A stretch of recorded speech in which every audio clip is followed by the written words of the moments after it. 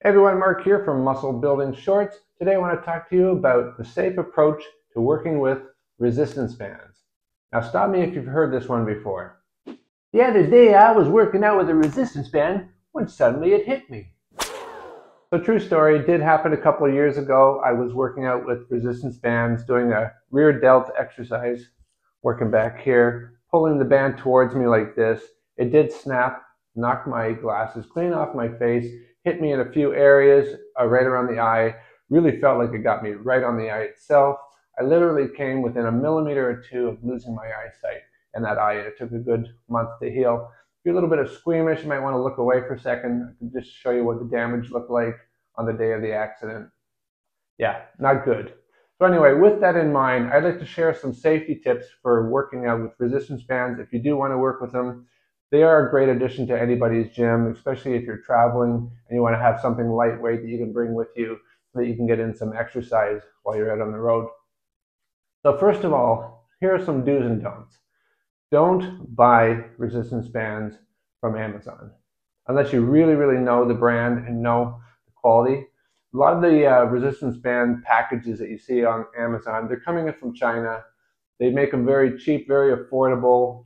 Usually they try to attract you by offering, 4 or 5 or even 6 different strength bands in one nice price package.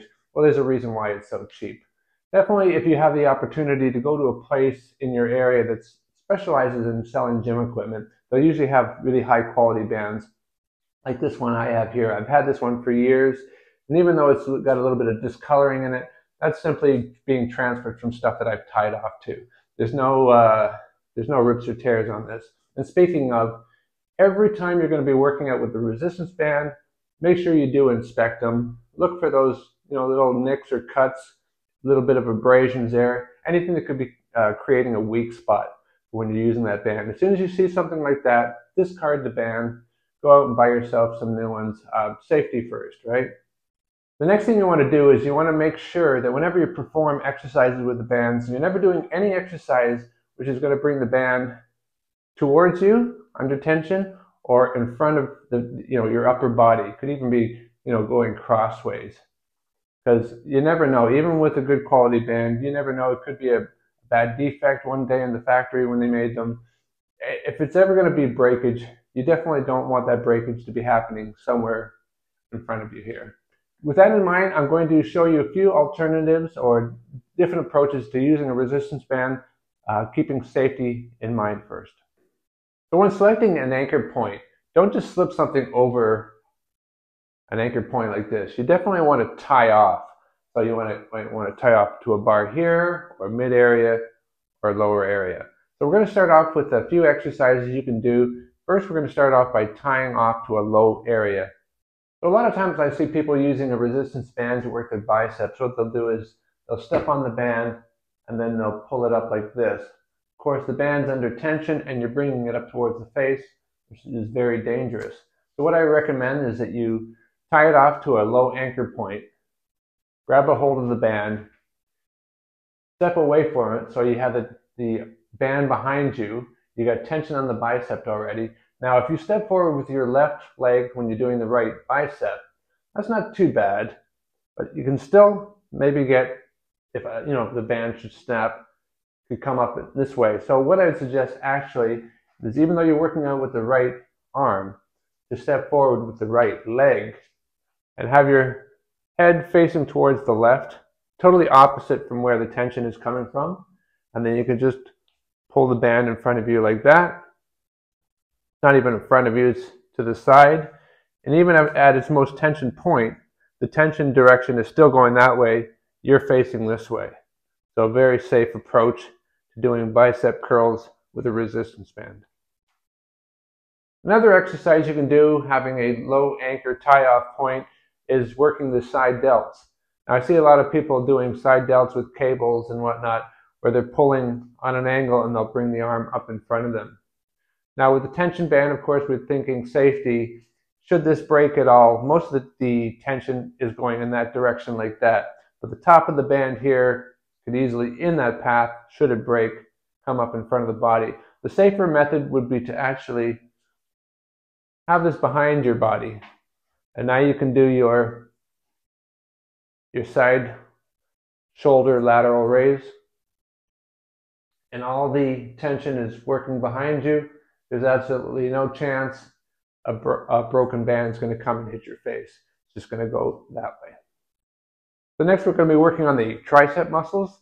Popular exercise for working the triceps is using some kind of top-down either cable pulley or resistance band exercise where your arm is like this and then you extend it straight downwards. Of course, we're thinking safety here, especially working with a resistance band.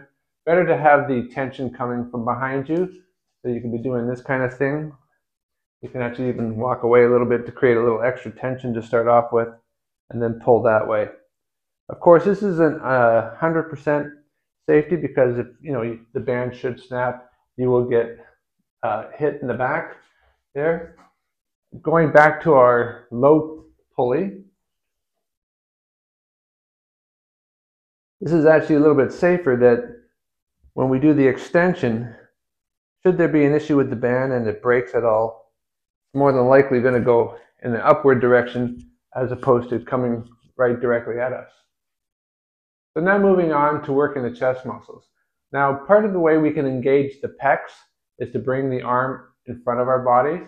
So you might be thinking, tie up a band here around chest level, and to get maximum contraction, we can bring that in front of us. But as you can see, we're doing that no-no, which is bringing tension band in front of the upper body, in front of the face. So instead what we're going to do is we're going to tie off to a high bar, and we're going to perform a top-down chest fly. So now what we can do is with the tension applied here, we can bring that down and across. Even to be a little bit safer, we can just turn our heads to the left. The tension's coming down this way. If there's any breakage at all, more than likely it's just going to simply go straight to the floor. There's not going to be any kind of an issue. A lot safer than bringing the arm in front of us like this. And now moving on to leg exercises. Now, unfortunately, there's not a whole lot you can do for legs that doesn't put you at some kind of safety concern when using a resistance band. Most people will step on a band, maybe hold it with both sides, step up, creating that tension, and then down. But of course, the whole time you've got that tension coming up towards you. So should you have any kind of breakage, you're definitely going to have it happening right around here, danger zone. So one exercise I do know that you could perform that's pretty safe is the cable pull through or the resistance band pull through. So you'd have the resistance band tied off into a low anchor point. You'll step over that so that you actually have the resistance band coming through the legs, and this is why they call it the pull through. Create a little bit of tension. Maybe you need to step away from the anchor point. Crouch down like you're in a squat, glutes sticking out, and then you just stand up straight, contract the hamstrings and the glutes, and back down. You do get a little bit of spill over to the front of the leg as well. But as you can see, all this tension is happening 100% behind us. Should there be any snapping or snap band issues at all, worst case scenario, you might get a smack on the bum. But other than that, no issues about worrying about the front of your face, upper body. So for our final exercise example, we're going to be working on the back. Now back, just like the legs, is a little bit tricky to work on. Because back exercises are usually pulling towards you or pulling downwards like this, like mimicking a lat pull down or a pull up or a chin up, it can be a little bit tricky because you always seem to be pulling the cable towards you. So just like with the chest exercise where we did a top down and we had it in front of us, but we had ourselves positioned in such a way to be a lot more safe, we're going to do the same thing for back. We're just going to be able to work on the lats. That's the side of the back muscles here. Sometimes people call these like their wings, the lats. So what we're going to do is we've got the tied off to a higher anchor point, and we're just going to be, with our head turned left, we're just going to pull down like this, and you can feel the contraction here in the side of the back muscles. It's like doing a pull-up where you're pulling yourself up to the bar. So you're doing it with a little bit more tension coming out that way. And if there's any issues with the band at all, it's going to be downward to the floor, And of course, you're going to be looking away while you're performing this.